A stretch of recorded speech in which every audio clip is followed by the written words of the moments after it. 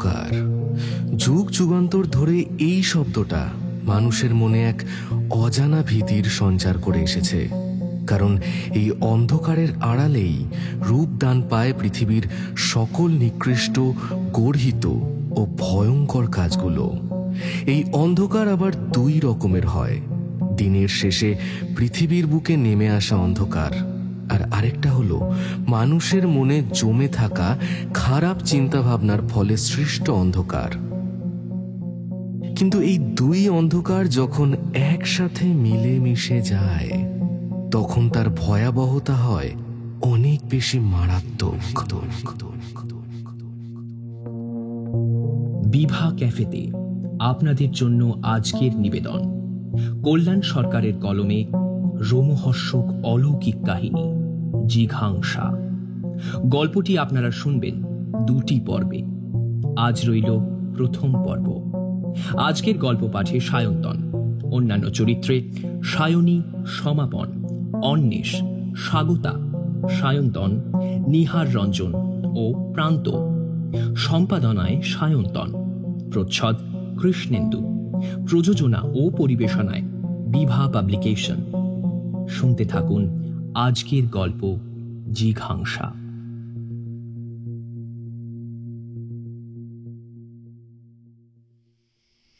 18 ফেব্রুয়ারি, নিস্তব্ধ গভীর রাত। তারাবিহীন আকাশের বুকে আতফালি চাঁদটা বারবার ঢাকা পড়ে যাচ্ছে ভেসে যাওয়া কালো মেঘগুলোর আড়ালে। বহু দূর থেকে লেক টাউনের ক্লক টাওয়ারের উজ্জ্বল হলদে আলোটা দেখতে পাওয়া যাচ্ছে। সময় রাত 3:05। প্রাসাদ প্রতিম দত্ত ভিলাটা এই গাঢ় অন্ধকারে দৈত্যাকার ছায়ামূর্তির মতো দাঁড়িয়ে আছে। নিঝুম নিস্তব্ধ সেই বাড়ির প্রতিটা ঘরের দরজা জানলাই বন্ধ। হয়তো ওই বাড়িতে বসবাসকারী প্রতিটা মানুষই গভীর ঘুমে আচ্ছন্ন। হঠাৎ এক জোরালো শব্দে দত্তভিলার বড় মেয়ে রিয়া চোখ মেলে তাকালো। মনে হলো পাশের ঘরে কাচের তৈরি কোনো জিনিস ভেঙে পড়ল। পাশে ঘুমিয়ে থাকা মাকে ধাক্কা দিয়ে জাগালো রিয়া। ও মা, শুনতে পেলে? চটকির ঘর থেকে কিসের যেন একটা আওয়াজ হলো না? মনে হলো কিছু ভেঙে পড়েছে। ঘুম জড়ানো চোখে চিন্তিত গলায় অপর্ণা দেবী বললেন, মেয়েটাকে নিয়ে আর পারি না, চল গিয়ে দেখে আসি কি আবার ভাঙলো এত রাতে। থাক, তুমি শোও মা, আমি গিয়ে দেখে আসছি। খাট থেকে নেমে পড়ল রিয়া। দরজা ঠেলে বাইরে বেরোলো। 3 তলার করিডোরটা একদম খুটখুটে অন্ধকার হয়ে আছে। আলো জ্বালানো মাত্রই লম্বা ফাঁকা বারান্দায় রিয়া নিজের একাকিত্বটা বেশ ভালোভাবেই অনুভব করতে পারল। গাটা কেমন যেন ছমছম করে উঠল ওর। ধীর পায়ে এগিয়ে চলল ছোট বোন দিয়ার ঘরের দিকে। দিয়ার ঘরের দরজা ভেজানো রয়েছে। আলতো হাতে ও দরজায় ধাক্কা দিল। একটা মিহি সুরেলা আওয়াজ তুলে দরজাটা খুলে গেল। গভীর রাতের নীরবতায় দরজার এই রকম আওয়াজে রিয়ার বুকটা এক অজানা আশঙ্কায় কেঁপে উঠল। দিয়ার ঘরের সব লাইটগুলো বন্ধ থাকলেও ভিতর থেকে হালকা আলোর রেখা দেখা যাচ্ছে। ভালো করে তাকিয়ে দেখল রিয়া, ড্রেসিং টেবিলের ঠিক সামনেটায় একটা জ্বলন্ত মোমবাতি উল্টে পড়ে আছে। দরজার বাইরে দাঁড়িয়ে এক মুহূর্ত চিন্তা করল, তারপর ধীরে ধীরে ঘরের ভিতর ঢুকল। মোমবাতির হলদে আলোয় হঠাৎ ওর চোখ গেল ড্রেসিং টেবিলের দিকে। আয়নাটা ভেঙে পড়ে আছে মাটিতে। সারা মেঝেতে ছড়িয়ে ছিটিয়ে রয়েছে ছোট বড় কাচের টুকরো, আর সেই টুকরোগুলোয় লেগে আছে টাটকা লাল রক্ত। বুকের ভিতরটা কেমন মোচড় দিয়ে উঠল রিয়ার। ও দৌড়ে গিয়ে মাটি থেকে তুলে নিল জ্বলন্ত মোমবাতিটা। কিন্তু দিয়া কোথায়? ভয় জড়ানো কাঁপা কাঁপা গলায় ডাক দিল, ছুটকি, আই ছুটকি, ছুটকি কোথায় তুই? কোনো উত্তর এলো না। মোমবাতির হালকা আলোয় ঘরের ভিতরটা বেশ ভালো করেই দেখার চেষ্টা করলো, কিন্তু দিয়াকে কোথাও খুঁজে পেল না। প্রবল উৎকণ্ঠায় চাপা স্বরে আবার ডাকলো, ছুটকি, তুই কি আছিস ঘরে? এইবার ওর প্রশ্নের কোনো উত্তর এলো না, শুধুই থমথমে নিস্তব্ধতা গ্রাস করে আছে পুরো ঘরটাকে। রিয়ার কেমন যেন একটা অস্বস্তি লাগছে। ঘরের ভিতরের তাপমাত্রাটা কোনো এক অজানা কারণেই বাইরের অপেক্ষা বেশ শীতল অনুভব হচ্ছে, কিন্তু এইসব নিয়ে ভাবার সময় এখন ওর নেই। হাতের মোমবাতির আবছা আলোয় আরেকবার ঘরের চারপাশটা ভালো করে চোখ বুলিয়ে নিল রিয়া। না, দিয়াকে ঘরের কোথাও দেখা যাচ্ছে না। রিয়া ঘর থেকে বাইরে বেরোতেই যাবে, ঠিক তখনই অন্ধকারে ওর পায়ে যেন কিছু ঠেকলো। একটু চমকে গিয়ে নিজের পায়ের দিকে তাকালো রিয়া। যা দেখলো তাতে ওর মুখটা রক্তশূন্য হয়ে ফ্যাকাশে হয়ে গেল। খাটের নিচ থেকে একজোড়া পায়ের সামান্য অংশ বেরিয়ে আছে। দিয়া! রিয়া ঝুঁকে পড়ে উঁকি দিল খাটের তলায়। সেখানে উপুড় হয়ে পড়ে আছে দিয়া। চুটকি, হাই চুটকি, তুই কি ঠিক আছিস তো?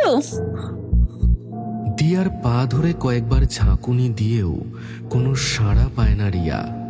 মারাত্মক এক উত্তেজনায় ওর নিঃশ্বাস যেন বন্ধ হয়ে আসছে। দিয়ার পা দুটো ধরে ধীরে ধীরে ওকে খাটের তলা থেকে টেনে বার করল রিয়া। চুটকি, হাই চুটকি, কি হয়েছে তোর? কোনো জবাব আসে না। দিয়া একইভাবে উপুড় হয়ে পড়ে থাকে মাটিতে। এইবার পাশে রাখা মোমবাতিটা তুলে নিয়ে দিয়ার চুলে ঢেকে থাকা মুখটা দেখার চেষ্টা করল রিয়া। আর ঠিক তখনই বিদ্যুৎ গতিতে মুখ ঘুরিয়ে তাকালো দিয়া। কিন্তু এটা কে? দিয়ার চোখের কালো মণিটা কোথায় গেল?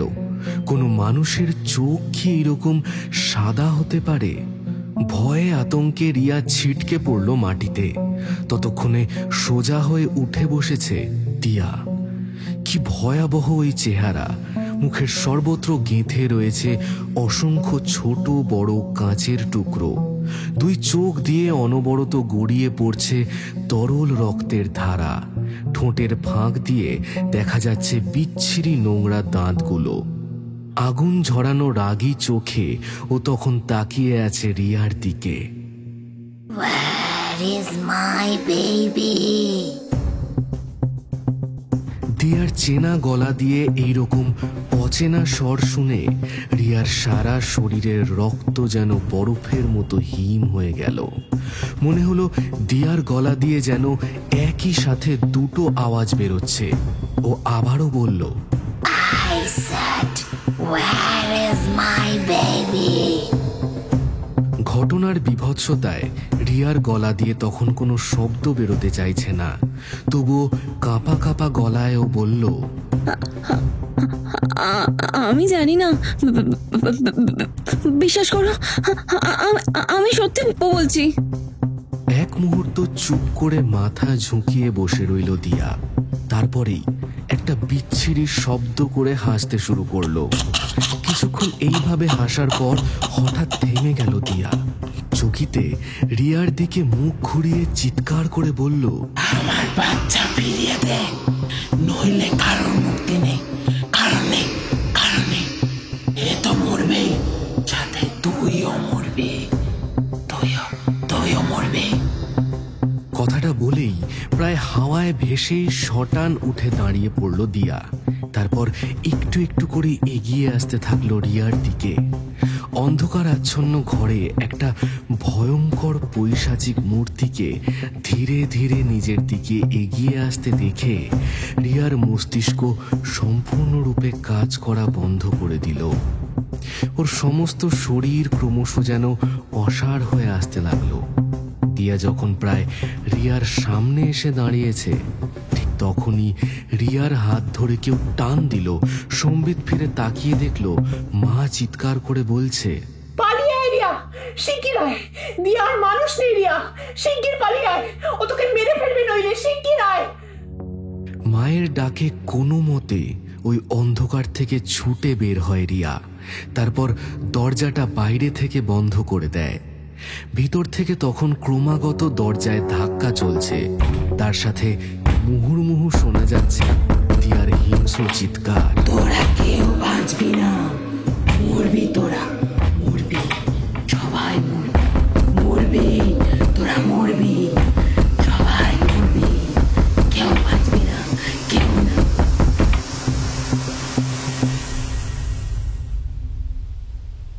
গোল্ডফ্লেকের প্যাকেট থেকে একটা সিগারেট বের করে তাতে অগ্নিসংযোগ করল ধ্রুব।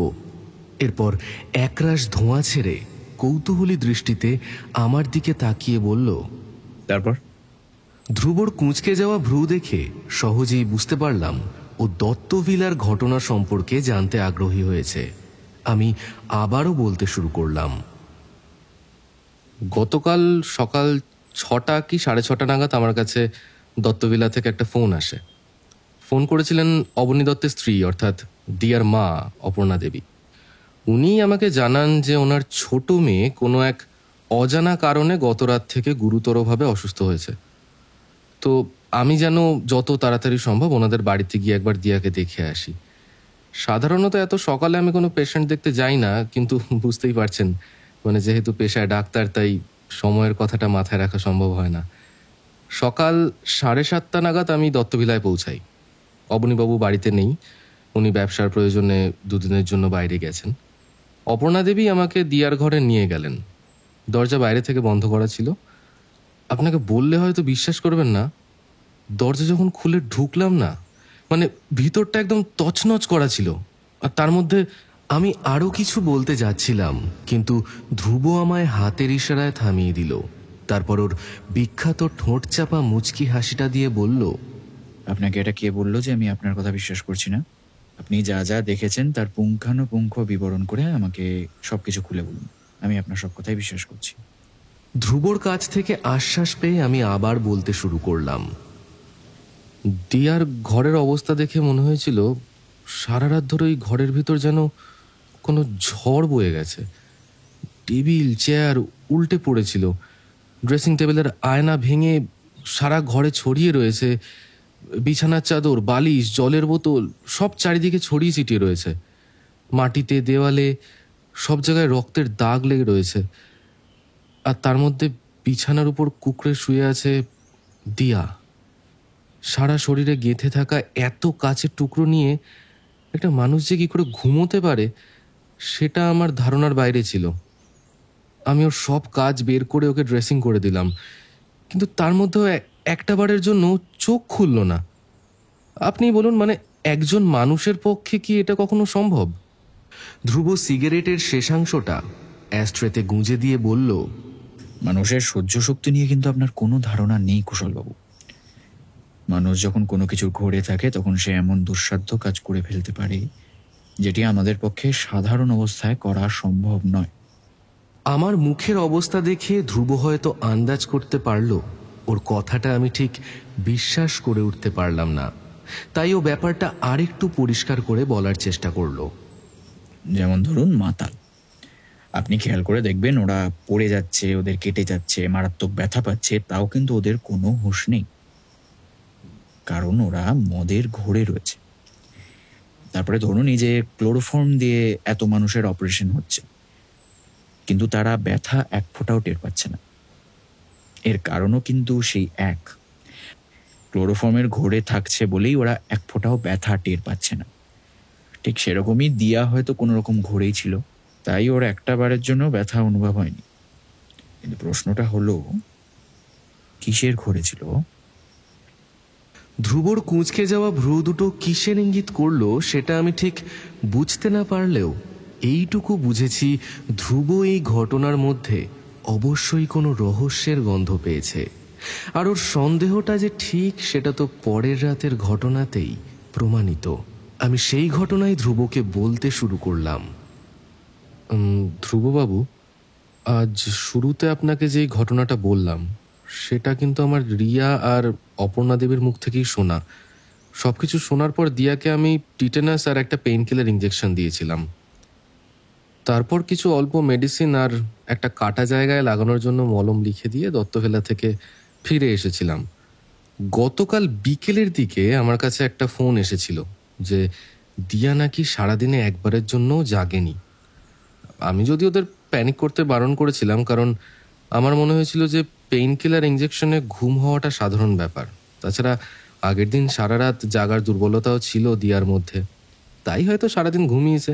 কিন্তু কিন্তু কি কুশলবাবু, আপনার ধারণা ভুল প্রমাণিত করে রাতের বেলায় দিয়া আবার জেগে উঠেছে, তাই তো?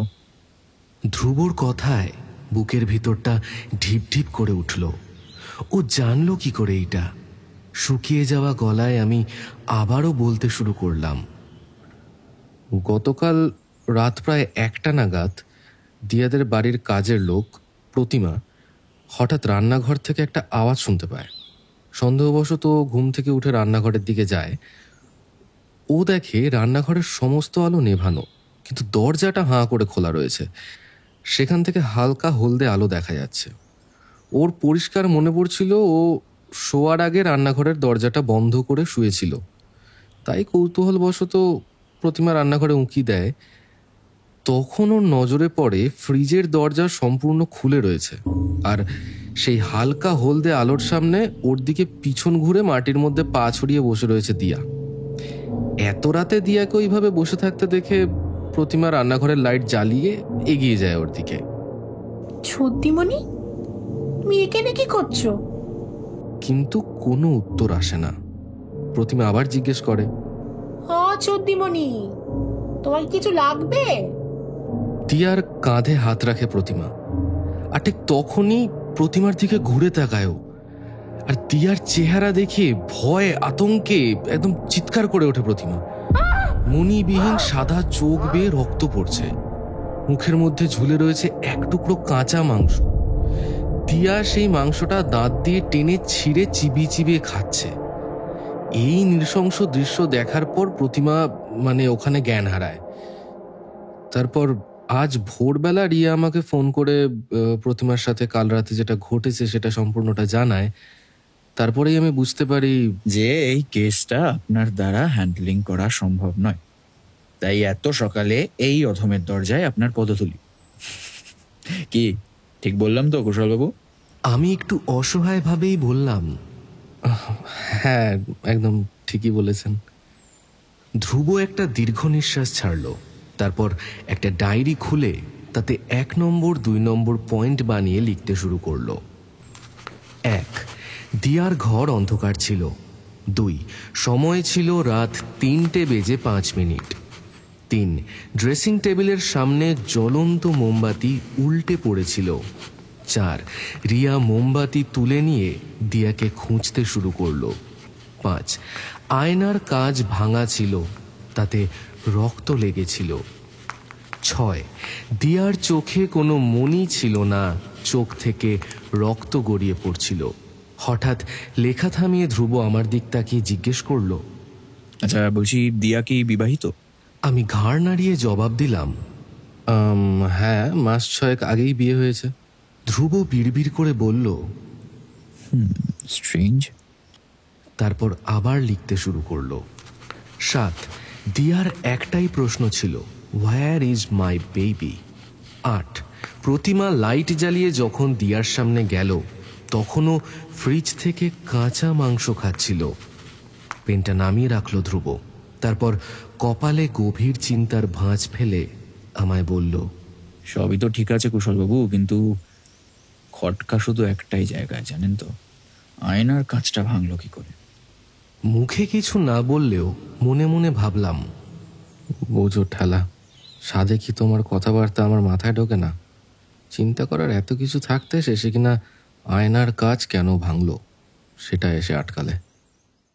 ধ্রুবজ্যোতি সেন ওরফে ধ্রুব, এই নামটা এই মুহূর্তের বহুল জনপ্রিয় একটি নাম।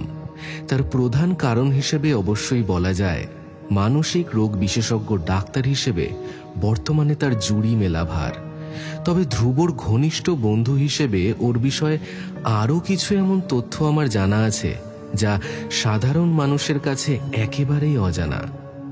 ধ্রুব শুধু একজন নামকরা সাইকিয়াট্রিস্টই নয়, তার সাথেও আমস্টারডাম ইউনিভার্সিটি থেকে প্যারানর্মাল ইনভেস্টিগেশনের উপর গোল্ড মেডেলিস্ট। এছাড়াও পৃথিবীর আদিমতম কৌশল ব্ল্যাক ম্যাজিক ও হোয়াইট ম্যাজিকের উপর ওর অপার দক্ষতা। বর্তমানে ধ্রুব প্রেততত্ত্ব নিয়ে উচ্চতর পড়াশোনা করার পাশাপাশি প্রেত চর্চা বিষয়েও গবেষণা করে চলেছে।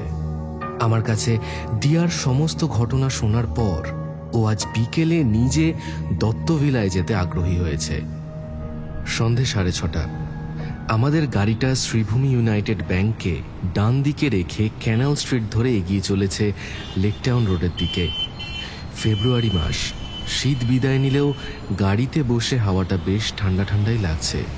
ধ্রুব জানলা দিয়ে বাইরের দিকে তাকানো অবস্থাতেই আমাকে জিজ্ঞেস করলো, আপনি বললেন দিয়া বিবাহিতা, তাহলে কি ও এখানে বেড়াতে এসেছে? না, ঠিক বেড়াতে আসেনি।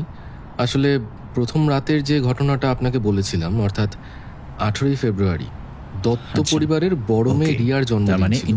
সেই উপলক্ষে দত্তভিলায় একটা ছোটখাটো গেট টুগেদারের আয়োজন করা হয়েছিল আর কি, সেই জন্যই ওর এখানে আসা।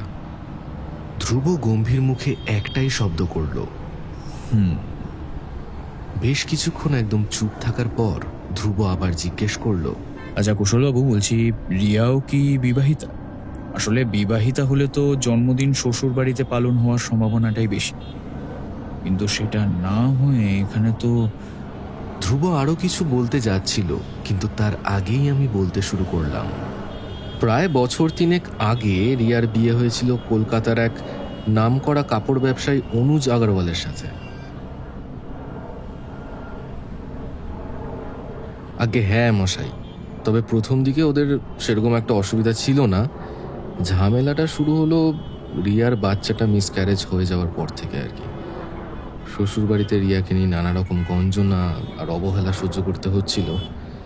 কিন্তু জানেনই তো, রিয়া সাধারণ বাড়ির মেয়ে না, কলকাতার নাম করা স্বর্ণ প্রতিষ্ঠান দত্ত অ্যান্ড দত্ত জুয়েলার্সের একমাত্র মালিক অবনী দত্তের মেয়ে। তাই রিয়ার পক্ষে ওই অবহেলা মেনে নেওয়াটা সম্ভব হয়নি। প্রায় 8 মাস আগে রিয়া শ্বশুরবাড়ি ছেড়ে দত্তভিলায় ফিরে আসে। যদিও আইনত রিয়া এখনো মিসেস আগরওয়ালি আছে, তবে সেই দিনের পর থেকে রিয়া কোনোদিনই আর শ্বশুরবাড়ি ফিরে যায়নি। সমস্ত ঘটনাটা মন দিয়ে শোনার পর ধ্রুব জানালা দিয়ে বাইরের দিকে তাকিয়ে শুধু একটা দীর্ঘ নিঃশ্বাস ফেলল। আমাদের গাড়িটা দত্তভিলার বিশাল আকার গেটের সামনে যখন দাঁড়ালো, তখন ঘড়িতে 7টা বাজতে 5 মিনিট বাকি। গাড়ি থেকে আমাদের নামতে দেখে অবনীবাবু নিজে গেট অব্দি এগিয়ে এলেন। আপনাদের আসতে কোনো অসুবিধে হয়নি তো? না না, অসুবিধে কিসের, সবই তো চেনা রাস্তা। অবনীবাবু আমাদের দোতলার গেস্ট রুমে নিয়ে গেলেন। সেখানে আগে থেকেই 3 জন বসেছিলেন। অপর্ণা দেবী এবং রিয়ার সাথে আমার পরিচয় থাকলেও বছর 27-এর এই যুবককে আজ প্রথম দেখলাম। ডেনিম ব্লু জিন্সের উপর ব্ল্যাক টি শার্ট পরা ছেলেটার চিন্তিত মুখ দেখে মনে হলো এটাই হয়তো দিয়ার স্বামী।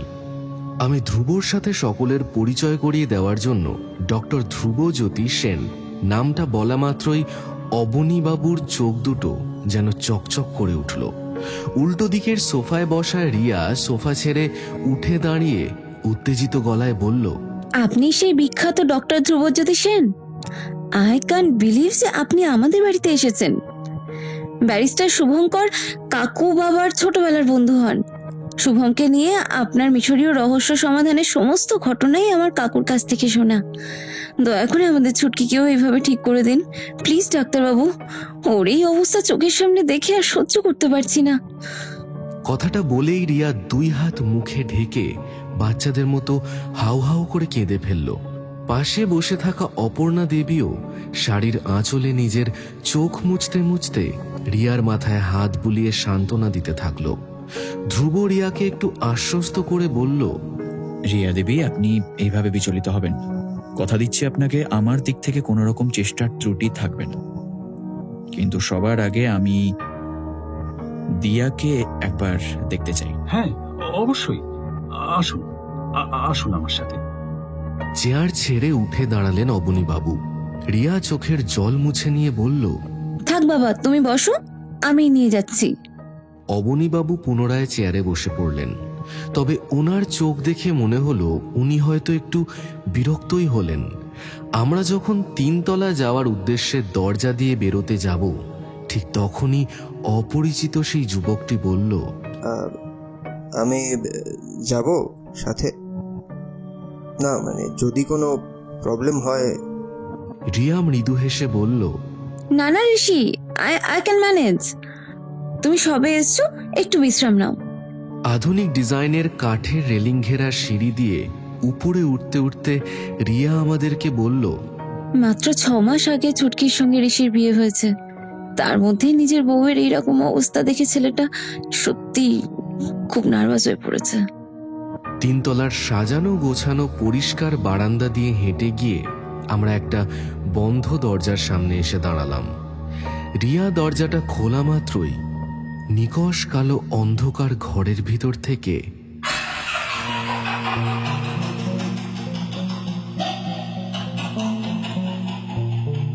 একটা বিচ্ছিরি হাসির শব্দ ভেসে এলো।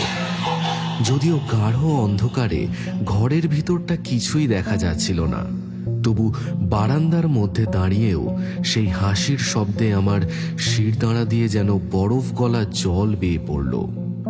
রিয়ার দিকে তাকিয়ে দেখলাম ওর মুখটাও কেমন যেন রক্তশূন্য ফ্যাকাশে হয়ে গেছে। ধ্রুব অত্যন্ত গম্ভীর গলায় বলল, বলছি আপনি একবার এবাড়ির সবাইকে উপরে ডেকে নিয়ে আসুন তো, দরকার আছে। রিয়া চলে গেলে ধ্রুব ধীরে ধীরে ঘরের ভিতর ঢুকল। ধ্রুবকে অনুসরণ করে আমিও ঢুকলাম। ঘরের ভিতর মানুষের প্রস্রাবের বোঁটকা গন্ধে চারিদিকে ভরে আছে। এইরকম অন্ধকার জঘন্য গন্ধময় পরিবেশে আমার শ্বাস নিতেও কষ্ট হচ্ছিল। ধ্রুব মোবাইলের টর্চ জ্বালিয়ে লাইটের সুইচ খুঁজে বের করে সেটা অন করল, আর সাথে সাথেই একটা বিকট চিৎকারে আমাদের কানে তালা লেগে যাওয়ার জোগাড় হলো। আলো বন্ধ কর, বন্ধ কর আলো, আমি পছন্দ করি না আলো, আলো বন্ধ কর। I love darkness, I love darkness. মহিলা কণ্ঠের এইরম কর্কশ চিৎকারে আমার সর্বাঙ্গ কেঁপে উঠল। শব্দ লক্ষ্য করে খাটের দিকে তাকাতেই যেই ভয়ঙ্কর দৃশ্যটা আমার চোখে পড়ল, তাতে আমি শিউরে উঠলাম। খাটের থেকে আধা ঝুলন্ত অবস্থায় শুয়ে আমাদের দিকে তাকিয়ে রয়েছে দিয়া। ওর মাথা থেকে কোমর অবধি ঝুলে রয়েছে খাটের বাইরে। ক্ষত বিক্ষত মুখটার নোংরা দাঁতগুলোয় লেগে আছে পৈশাচিক একটা হাসি। মেঝেতে ঠিকভাবে পা রাখারও জায়গা নেই, তার মধ্যে দিয়েই ধ্রুব এগিয়ে চলল দিয়ার দিকে। ওর তীক্ষ্ণ 2 চোখের দৃষ্টি তখন দিয়ার দিকে নিবদ্ধ। হঠাৎ খেয়াল করলাম ধ্রুব পকেট থেকে সেই নানা রঙের পাথর দিয়ে তৈরি ওর বিখ্যাত মালাটা বের করল। ওয়েস্ট আফ্রিকার টোগো শহরের রাজধানীর নাম লোমে। বিশ্বের সবচেয়ে বড় কালো জাদু ও সাদা জাদুর বাজার অবস্থিত, যার নাম অ্যাকোডেসিভা ফেটিশ মার্কেট। এই মালাটা ধ্রুব সেখান থেকেই কোনো এক সময় কিনে এনেছিল। ও আমায় বলেছিল এই অদ্ভুত ক্ষমতাশালী মালাটা নাকি পঞ্চভূতাত্ত্বিক। ক্ষিতি, অপ, তেজ, মরুত ও বোম, অর্থাৎ কিনা ভূমি, জল, অগ্নি, বায়ু ও আকাশ, এই 5টি তত্ত্বের প্রভূত শক্তির সমাবেশ ঘটেছে এই মালায়। পৃথিবীর প্রতিটি প্রাণী এই 5টি তত্ত্বের সংমিশ্রণে সৃষ্ট। জীবিত হোক বা মৃত, শরীরী হোক বা অশরীরী, যতদিন অবধি আত্মা মুক্তি প্রাপ্তি পেয়ে মহাশূন্যে বিলীন না হয়ে যাচ্ছে, ততদিন পর্যন্ত প্রত্যেককেই এই পঞ্চভূতত্বের বন্ধনে বাধা পড়ে থাকতে হয়। সেই জন্য এই মালা মানবজনী হোক বা প্রেতজনী, সকলের উপরেই অব্যর্থভাবে কাজ করে। ধ্রুব মুঠোবন্ধী মালাটা নিয়ে যতই দিয়ার দিকে এগোতে থাকলো, ওর চিৎকার ততোধিক বাড়তে থাকলো। আসবি না, একদম কাছে আসবি না, চলে আয়, চলে আয় এখান থেকে।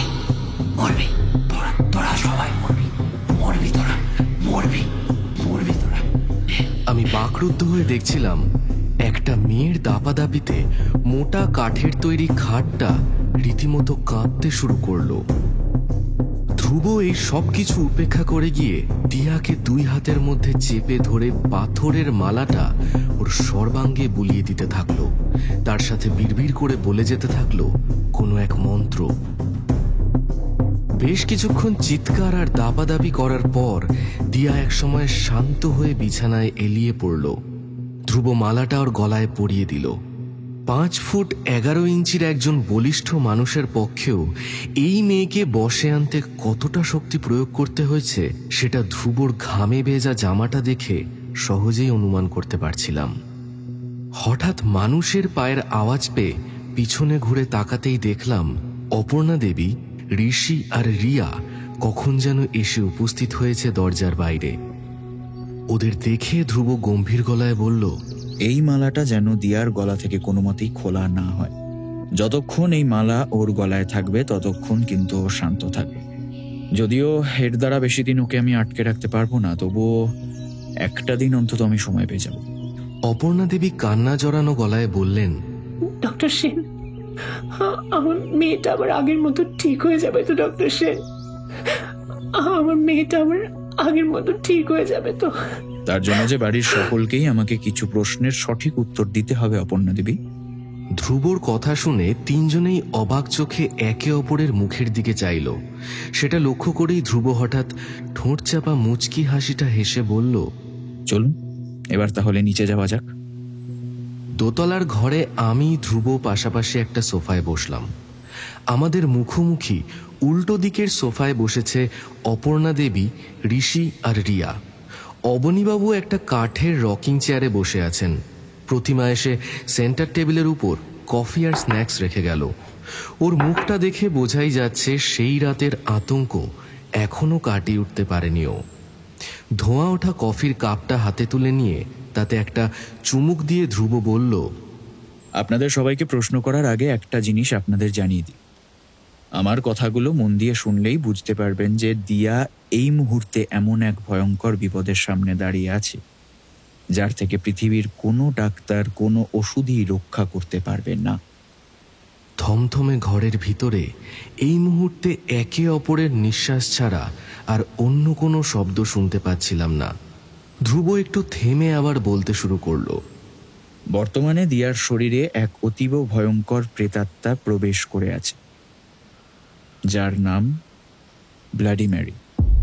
এই প্রেতাত্মা এতটাই হিংস্র যে কোনো মানুষ যদি একবার এর কবলে পড়ে হয়তো সে মারা যাবে, না হয় সে চিরকাল এই পৃথিবীর বুক থেকে হারিয়ে যাবে। ধ্রুব কফির কাপটা সশব্দে টেবিলের উপর নামিয়ে রাখল। স্থির দৃষ্টিতে একবার আমাদের সকলের উপর চোখ বুলিয়ে নিয়ে আবার বলতে শুরু করলো, এই প্রেতাত্মা কখনোই নিজের থেকে এসে কারুর ক্ষতি করে না। ওকে রীতিমতো একটা কৌশলের মাধ্যমে ডেকে আনা হয়। আমি নিশ্চিত সেই রাতে দিয়াও ওকে ডেকে এনেছিল, কিন্তু কেন? তাছাড়া ব্লাডি ম্যারিকে ডেকে আনার পদ্ধতি দিয়া জানলই বা কি করে? এইসব প্রশ্নের উত্তর পেতে হলে আমাকে আগে জানতে হবে যে সেই রাতে রিয়ার জন্মদিন অনুষ্ঠানে দত্তভিলায় কে কে উপস্থিত ছিল। কিছুক্ষণ সবাই চুপচাপ। প্রথম মুখ খুললেন অপর্ণা দেবী। এবছর রিয়ার জন্মদিন পালন করার কোনো ইচ্ছেই ছিল না। আসলে শ্বশুর বাড়ি থেকে ফেরার পর থেকে ও যেন কেমন চুপচাপ হয়ে গিয়েছিল। সারাদিন নিজের ঘরে একা একা থাকতো, কারোর সঙ্গে ঠিক করে কথা পর্যন্ত বলতো না। তাই আমি আর দিয়া এক প্রকার জোর করেই ওকে জন্মদিনের জন্য রাজি করিয়েছিলাম। যদিও রিয়া শর্ত দিয়েছিল বাইরের কোনো লোককে যেন আমন্ত্রণ না করা হয়, তো ওর সেই শর্ত আমরা মেনেও নিয়েছিলাম। তাই ঘরের কয়েকজন মিলেই আমরা ওর জন্মদিনটা আয়োজন করেছিলাম আর কি। বাড়ির কে কে ছিল নামগুলো বললে আমার একটু সুবিধা হয় অপর্ণা দেবী। দৃঢ় কণ্ঠে কথাটা বলল ধ্রুব। রিয়ার বাবা সেদিন বিকেলে ব্যবসার কাজে একটু বাইরে গিয়েছিল। অনুষ্ঠানে আমি, রিয়া, দিয়ার, ঋষি আর অনুজ এসেছিল।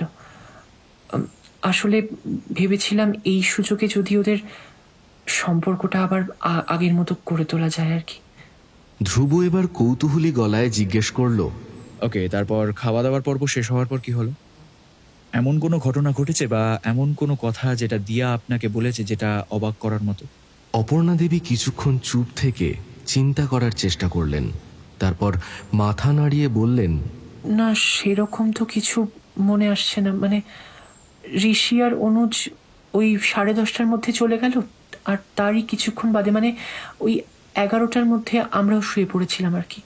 হঠাৎ রিয়া বলে উঠল, ডক্টর সেন, একটা ব্যাপার হঠাৎ আমার মনে পড়লো। বিয়ের পর ছুটকি যতবারই এই বাড়িতে এসেছে ও মায়ের সাথে ঘুমিয়েছে। ওই ঘরটায় সাধারণত আমিই শুই, কিন্তু দিয়া সেদিন বারবার বলেছিল, দিদি আজ তোর জন্মদিন, তুই মায়ের সাথে শুয়ে পড়, আমি তোর ঘরে শুচ্ছি। রিয়ার কথা শুনে আমার বুকটা কেন জানি ছ্যাঁত করে উঠল। তাহলে কি যেটা দিয়ার সাথে ঘটেছে সেটা রিয়ার সাথে ঘটার কথা ছিল? সমস্ত ঘটনা শুনে ধ্রুব একটা দীর্ঘ নিঃশ্বাস ফেলে বলল, দিয়াকে এই ভয়ঙ্কর বিপদ থেকে আমি মুক্তি দিতে পারবো কিনা জানি না, তবে আমি আমার যথাসাধ্য চেষ্টা করব। এর জন্য আমার একটা দিন সময় লাগবে। আমি কাল রাতে আবার আসবো। ততক্ষণ খেয়াল রাখবেন দিয়ার গলা থেকে ওই মালাটা যেন কিছুতেই না খোলা হয়। ধ্রুব উঠে পড়ল, ওর সাথে আমিও উঠে পড়লাম। হলরুম থেকে বেরোনোর সময় হঠাৎ আমার চোখ গেল বারান্দার দেওয়ালে টাঙানো একজন মহিলার ছবির দিকে। খুব চেনা লাগলো মহিলাটিকে, কিন্তু কোথায় দেখেছি কিছুই মনে করতে পারলাম না। দত্তভিলার গেটের সামনে থেকে গাড়িতে ওঠার সময় দোতলার ঘর থেকে রিয়া আর অবনীবাবুর বেশ জোরালো গলার কথা কাটাকাটি কানে এলো। রিয়া প্রায় চিৎকার করে ওর বাবাকে বলছে, বাবা এখনো সময় আছে, এগুলো এক্ষুনি বন্ধ করো। অবনীবাবুও দাঁতে দাঁত পিষে তীক্ষ্ণ গলায় জবাব দিলেন, আমি কি করব আর কি করব না তার পারমিশন তোমার থেকে নেব নাকি? ঠিক আছে বাবা, আমি তোমাকে আর মাথা দেবো না, তবে ছুটকির যদি কিছু হয়েছে আমি তোমায় কিন্তু কোনো দিনও ক্ষমা করব না। আমরা গাড়িতে উঠে বসলাম। গাড়িটা দত্তভিলাকে পিছনে ফেলে এগিয়ে চলতে শুরু করলো। গাড়িতে উঠে বসেই ধ্রুব গোল্ড ফ্লেকের প্যাকেট থেকে একটা সিগারেট ধরালো। ওর কপালে চিন্তার ভাঁজটা স্পষ্ট লক্ষ্য করতে পারছিলাম। আমার মনের মধ্যেও তখন বেশ কিছু প্রশ্ন ঝড় তুলেছিল, কিন্তু এই মুহূর্তে ওকে কোনো কথা জিজ্ঞেস করা ঠিক হবে কিনা তাই ভাবছিলাম। হয়তো ও আমার মনের অবস্থাটা বুঝে ফেলেছিল, তাই আমায় বলল, কুশলবাবু, আমি জানি আপনার মধ্যে অনেক প্রশ্নই জমে রয়েছে, তবে বিশ্বাস করুন সব কিছুর উত্তর এখন আমি নিজেও দিতে পারবো না। কিন্তু একটা বিষয়ে আমি আপনাকে অবশ্যই সাহায্য করতে পারি, সেটা হলো ভ্লাদিমির। আমাদের গাড়ির পাশ দিয়ে একটা লরি হুশ করে দ্রুত গতিতে বেরিয়ে গেল। আমি কৌতূহলী চোখে তাকিয়ে আছি ধ্রুবর দিকে। ধ্রুব সিগারেটটা একটা লম্বা টান দিয়ে গাড়ির জানালা দিয়ে ধোঁয়াটা বাইরে ছাড়ল, তারপর রাস্তার দিকে তাকিয়েই বলতে শুরু করলো, সময়টা 1516 খ্রিস্টাব্দের 18 ফেব্রুয়ারি। ইংল্যান্ডের গ্রিনউইচ শহরে প্যালেস অফ প্ল্যাসেন্টিয়ার রাজ পরিবারে তৎকালীন সময়ের সর্বাধিক সুন্দরী কন্যা ম্যারি থিওডর জন্মগ্রহণ করেন। ওনার পিতা ছিলেন রাজা অষ্টম হেনরি এবং মাতা ছিলেন রানী ক্যাথরিন অফ অ্যারাগন। 1533 খ্রিস্টাব্দে মেরির যখন মাত্র 17 বছর বয়স, তখন তার পিতা ও মাতার মধ্যে বিবাহ বিচ্ছেদ ঘটে যায়, যার ফলস্বরূপ রাজা হেনরি একটি পুরনো দুর্গে ক্যাথরিন অফ অ্যারাগনকে নির্বাসিত করেন। সেই সময় থেকে পিতার ওপর মেরির ঘৃণা জন্মাতে শুরু করে। রাজা হেনরি এরপরে বিবাহ করেন অ্যানি বোলেন নামের একজন মহিলাকে। বিবাহের 1 বছরের মাথায় রানী অ্যানি বোলেন এলিজাবেথ নামের এক কন্যা সন্তানকে জন্ম দেন। এই হচ্ছে সেই এলিজাবেথ যিনি পরবর্তীকালে ইংল্যান্ডের প্রসিদ্ধ রানী প্রথম এলিজাবেথ হিসেবে পরিচিতি পান। শিশু এলিজাবেথের জন্মগ্রহণের পর প্রথম কন্যা মেরির ওপর রাজা হেনরির অবহেলা আরও বৃদ্ধি পায়। ঠিক এই কারণে মেরির মনে এলিজাবেথের প্রতিও একটা ঘৃণা জন্মায়। 1536 খ্রিস্টাব্দে পরকীয়া এবং রাষ্ট্রদ্রোহিতার অভিযোগে অভিযুক্ত হন রানী অ্যানি বোলেন। রাজা হেনরি তাকে শিরোচ্ছেদ করে হত্যা করার নির্দেশ দেন। কথিত আছে যে সৎ মায়ের মৃত্যুতে মেরি থিওডর অত্যন্ত খুশি হয়েছিলেন। ধ্রুব একটু থামলো। আমি ব্যস্ত হয়ে বললাম, কি হলো, থামলেন কেন? তারপর কি হলো? ধ্রুব ওর বিখ্যাত ঠোঁট চাপা মুচকি হাসিটা হেসে বলল, ইতিহাসের ক্লাস চলাকালীন তো অনেক ছাত্রদেরই ঘুম এসে পড়ে। যাক, দেখে খুশি হলাম যে আপনিও সেই দলে পড়েন না। আমি একটু বিরক্ত হয়েই বললাম, কোনো মানে হয়? ধ্রুব আবার গম্ভীর হয়ে বলতে শুরু করলো। ইংল্যান্ডের ইতিহাসে রাজা অষ্টম হেনরি অত্যন্ত আকর্ষণীয় একটি চরিত্র ছিলেন। কারোর মতে উনি ছিলেন মহান যোদ্ধা, আবার কারোর মতে উনি ছিলেন সর্বশাসক। নিজের জীবদ্দশায় তিনি মোট 6টি বিবাহ করেছিলেন। সে সময় ইংল্যান্ড 2টি ধর্মে বিভক্ত ছিল, ক্যাথলিক এবং প্রোটেস্ট্যান্ট।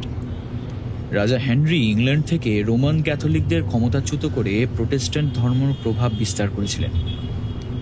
1547 খ্রিস্টাব্দে মেরির বয়স যখন 31 বছর, রাজা অষ্টম হেনরির মৃত্যু হয়। রাজার মৃত্যুর পরেই তার তৃতীয় রানী জেন সোয়াইমুরের 9 বর্ষীয় পুত্র এডওয়ার্ডকে ইংল্যান্ডের রাজা ঘোষণা করে দেওয়া হয়। হেনরির পুত্র এডওয়ার্ডও তার পিতার মতোই প্রোটেস্ট্যান্ট ধর্মের পৃষ্ঠপোষক ছিলেন এবং তিনিও তার শাসনকালেই সমগ্র ইংল্যান্ডে সেই ধর্মই বিস্তার করে গেছিলেন। কিন্তু ইংল্যান্ডের নিয়তিতে হয়তো কিছু আলাদাই লেখা ছিল। 1553 খ্রিস্টাব্দে মাত্র 15 বছর বয়সে এডওয়ার্ড মারা যান। তবে তিনি অবশ্য তার মৃত্যুর আগে লেডি জন গ্রে নামক এক ঘনিষ্ঠ আত্মীয়কে ইংল্যান্ডের সিংহাসনের উত্তরাধিকার নির্বাচন করে যান। কিন্তু এইবারে মেরি থিওডর আর চুপ করে থাকতে পারেন। তিনি ইংল্যান্ডে নিজের জনমত গঠন করতে থাকেন এবং মাত্র 9 দিনের মাথায় লেডি জন গ্রেকে রাষ্ট্রদ্রোহী প্রমাণ করে তার শিরোচ্ছেদ করেন এবং নিজে রানী হয়ে সিংহাসনে বসেন। এর সাথেই সূচনা হয় ইংল্যান্ডের ইতিহাসে এক কলঙ্কময় অধ্যায়। ধ্রুব এবার একটু থামলো, তারপর আমার দিকে তাকিয়ে বলল, কুশলবাবু, আপনার যদি এটা মনে হয়ে থাকে যে ইংল্যান্ডের ইতিহাসের সাথে দিয়ার বর্তমান ঘটনার কোনো রকম যোগসূত্র নেই, তাহলে একদম ঠিকই ধরেছেন। তবুও আপনাকে এই ইতিহাস বলার পেছনে কারণ একটাই, যাতে আপনিও ধারণা করে নিতে পারেন যে দিয়ার শরীরে এই মুহূর্তে যে প্রেতাত্মা অবস্থান করছে, আজ থেকে 450 বছর আগেও সে কতটা হিংস্র আর ভয়ঙ্কর ছিল। আমি মৃদু হেসে ধ্রুবকে বললাম, মশাই, এই কয়েক মাসে আমি আপনাকে খুব ভালো করেই চিনে গেছি। কারণ ব্যতীত হয়তো গল্প বলার মানুষ আপনি নন, তাই যা বলছিলেন সেটা নিশ্চিন্তে বলুন। তাছাড়া আপনার গল্প বলার ধরনটাও বেশ সুন্দর, চোখের সামনে যেন সমস্ত ঘটনাগুলো উপলব্ধি করা যায়। ধ্রুবর ঠোঁট চাপা মুচকি হাসিটা দিয়ে আমায় ধন্যবাদ জানালো, তারপর আবার বলতে শুরু করলো। ছোটবেলা থেকেই তার এবং তার মায়ের প্রতি পিতার অবহেলা এবং অত্যাচার দেখে মেরির মনে হেনরির ওপর অনেক ক্ষোভ আর অনেক ঘৃণা জন্মেছিল। সিংহাসনে বসার পর মেরির সেই চেপে থাকা ক্ষোভগুলো ক্রমশ প্রতিহিংসার রূপ ধারণ করতে থাকে। ইংল্যান্ডে পিতার দ্বারা প্রতিষ্ঠিত প্রোটেস্ট্যান্ট ধর্মাবলম্বীদের সমস্ত ক্ষমতা কেড়ে নিয়ে পুনরায় ক্যাথলিক ধর্মের বিস্তার করতে শুরু করেন। ক্যাথলিক ধর্মবিরোধীদের ওপর চলতে থাকে অকথ্য অত্যাচার এবং নিপীড়ন। এই ভয়ঙ্কর কাজটি আরো সফলতাপূর্বক করার জন্য তিনি 38 বছর বয়সে স্পেনের কট্টর ক্যাথলিক ধর্মাবলম্বী রাজা 2য় ফিলিপকে বিবাহ করেন। তারপর আর কি, বলা হয়ে থাকে যে মেরি প্রায় 300 প্রোটেস্ট্যান্ট মানুষকে জীবন্ত জ্বালিয়ে হত্যা করেছিলেন। এই অমানবিক ঘটনাটি ইংল্যান্ডের ইতিহাসে আজও ম্যারিয়ান পারসিকুয়েন্স নামে চিহ্নিত করা আছে এবং তারই সাথে রক্তলোভী মেরি থিওডরের নাম পরিবর্তিত হয়ে ব্লাডি মেরি হয়ে যায়। মেরির ইচ্ছা ছিল তারপরে তার পুত্র বা কন্যাই হবেন ইংল্যান্ডের পরবর্তী রাজা বা রানী। তবে মেরির এই স্বপ্ন কখনোই সফল হয়নি। শোনা যায় মেরি নাকি 2 বার গর্ভবতী হয়েছিলেন, কিন্তু যখনই সন্তান জন্ম দেওয়ার সময় উপস্থিত হয়েছে তখন তার পেটের মধ্যে কোনো রকম সন্তান উপস্থিতি খুঁজে পাওয়া যায়। তার ফলে তখনকার ইংল্যান্ডবাসীদের মনে বদ্ধমূল ধারণা হয়ে গেছিল যে রক্তপিপাসী মেরির পেটে প্রতিবারই শয়তান বাসা বেঁধেছে। দ্বিতীয়বারও একই ঘটনার পুনরাবৃত্তি হওয়ার পর 1558 খ্রিস্টাব্দে রাজা 2য় ফিলিপ মেরিকে পরিত্যাগ করে স্পেনে ফিরে যান। সম্ভবত সেই হতাশায় ভেঙে পড়েছিল মেরি, যে কারণে ওই বছরই নভেম্বর মাসে লন্ডনের সেন্ট জেমস প্রাসাদে 42 বছর বয়সে মেরির মৃত্যু হয়। আমাদের গাড়িটা ন্যাশনাল বিল্ডিং কনস্ট্রাকশন কর্পোরেশনের পাশ দিয়ে ডান দিকে টার্ন নিয়ে আচার্য জগদীশ চন্দ্র বোস রোড ধরে এগিয়ে চলল। রাস্তায় গাড়ি ঘোড়া আর লোকজনের কোলাহল থাকলেও গাড়ির ভিতরে কেমন যেন একটা থমথমে নীরবতা। আমি আর ধ্রুব দুজনেই চুপ করে বসে আছি। কিছুক্ষণ সময় এইভাবে অতিবাহিত হওয়ার পর ধ্রুব আবার নিজের থেকেই বলা শুরু করলো। মানুষ যখন নিজের মনুষ্যত্ব ভুলে অত্যাচারের অন্তিম সীমা লঙ্ঘন করে, তখন হয়তো ভগবানও মৃত্যুর পরে সেসব শয়তানরূপী মানুষকে গ্রহণ করতে চায় না সাথে। ঠিক এমনটাই ঘটেছিল ব্লাডি মেরির সাথে। মৃত্যুর 450 বছর পরেও তার মুক্তি ঘটেনি। রাতের 2:33 থেকে 3:33। এই সময়কে আমরা ডেভিলস আওয়ার বা শয়তানের সময় বলে থাকি। ওই সময় অন্ধকার ঘরে কেউ যদি আয়নার সামনে দাঁড়িয়ে মোমবাতি হাতে 3 বার ব্লাডি মেরি নাম ডাকে, তবে সে আয়নার মধ্যে বিভৎস চেহারার ব্লাডি মেরির দর্শন পাবে। তারপর যদি সে একবার বলে দেয় যে আই স্টোল ইউর বেবি, তাহলে তো আর কোনো কথাই নেই। ব্লাডি মেরির মারাত্মক হিংস্র রাগের থেকে তাকে কেউ রক্ষা করতে পারবে না। হয়তো সেই ব্যক্তি মারা যাবেন, অথবা চিরকালের জন্য এই পৃথিবী থেকে হারিয়ে যাবেন। অতীতের এরকম অনেক ঘটনার উদাহরণ আছে আমার কাছে, যারা কৌতূহলবশত ব্লাডি মেরিকে আহ্বান জানিয়ে নিজেদের জীবনে নির্মম ভয়ঙ্কর পরিণতি ডেকে এনেছিল। তবে কি জানেন, দিয়ার ঘটনাটা এদের সবার থেকে অনেক আলাদা। আমার মনে হচ্ছে দিয়া অন্তিম মুহূর্তে আয়নাটা ভেঙে দিয়েছিল। কেন ভেঙেছিল তার কারণটা যদিও অজানা, তবে আয়না ভেঙে দেওয়ার পর ব্লাডি মেরি আর ফিরে যাওয়ার পথ খুঁজে পায়নি। তাই সে আশ্রয় নিয়েছে দিয়ার শরীরে। তাহলে এখন হয়তো আপনি আন্দাজ করতে পারছেন যে দিয়া এই মুহূর্তে যে বিপদের সম্মুখীন হয়েছে, তার থেকে উদ্ধার পাওয়াটা কতটা কঠিন কাজ। বাকি রাস্তাটুকু আমি প্রায় বাকরুদ্ধই ছিলাম। জানি না ধ্রুব কি করে দিয়াকে বাঁচাবে। এই হিংস্র প্রেতাত্মাকে পরাজিত করার কোনো রাস্তা ওর জানা আছে কিনা সেটাও আমার অজানা। তবে ধ্রুবর উপর আমার অগাধ বিশ্বাস আছে। ও হাল ছাড়ার মানুষ নয়, কিছু না কিছু অবশ্যই করবে। সেই বিশ্বাসে ভর করেই আমি চুপচাপ বাড়ি ফিরে এলাম। গতকাল সারা রাত আমার ভালো করে ঘুম হয়নি। মাথার মধ্যে হাজারো প্রশ্ন, হাজারো কথা এসে গিজগিজ করছিল। অবনীবাবু তো নিজের মেয়ের জন্মদিনের তারিখটা আগে থেকেই জানতেন, তারপরেও সে কি করে ওই দিনই বিজনেস মিটিংটা রাখলেন? উনি কি সত্যিই মিটিংয়ের কাজে বাইরে ছিলেন, নাকি এটা শুধুমাত্রই সেই রাতটা বাড়ি থেকে দূরে থাকার অছিলা? যেই ঘরে সারা রাত টিয়া শুয়েছিল, সেই ঘরটায় প্রতি রাতে তো রিয়া শোয়ে। এই ভয়ঙ্কর ঘটনাটা কি তাহলে রিয়ার জন্য সাজানো হয়েছিল? কিন্তু কে করবে এরকম? শ্বশুরবাড়ি ছেড়ে আসায় অনুজ কি রিয়ার উপর রেগে আছে? যদি তাই হয়, তবে 8 মাস পরে রিয়ার জন্মদিনের রাতে অনুজ কি অভিপ্রায় নিয়ে এসেছিল দত্তভিলায়? রিয়া অবনীবাবুকে বারংবার কোন কাজ করতে মানা করেছিল? দেওয়ালে টাঙানো মহিলার ছবিটাই বা কার ছিল? কেন এত চেনা লাগলো এই ছবিটা? ঋষির নববিবাহিতা স্ত্রী এত ভয়ঙ্করভাবে অসুস্থ, তাও ঋষি এত কম কথা বলছে কেন? ও কি কিছু লুকোতে চাইছে? এরকম অসংখ্য প্রশ্ন কাল সারা রাত ধরে আমার ঘুমটাকে নষ্ট করে দিয়ে গেছে। ভোরের দিকে কখন যেন 2টো চোখের পাতা বুজে গেছিল, টের পাইনি। আজ সকালে ঘুম থেকে উঠতে একটু দেরি হয়ে গেছে। অভ্যাসবশত মোবাইলটা হাতে তুলে নিয়ে চোখ পড়ল 3খানা মিসড কল। নাম দেখাচ্ছে রিয়া দত্ত আগরওয়াল। রাত 3:40 থেকে ভোর 4:05 মধ্যে 3 বার কল করেছিল রিয়া। বুকটা কেন জানি এক অজানা আশঙ্কায় কেঁপে উঠল। সঙ্গে সঙ্গে রিয়াকে কল করলাম। ফোনের ওপার থেকে রিয়ার উত্তেজিত গলায় কয়েকটা টুকরো টুকরো কথা ভেসে এলো। ডাক্তারবাবু, ছুটকিকে বাঁচান, সারা রাত মাথা দিয়ে রক্ত পড়েছে, আমার বোনটা মরে যাবে ডাক্তারবাবু, প্লিজ প্লিজ ডাক্তারবাবু।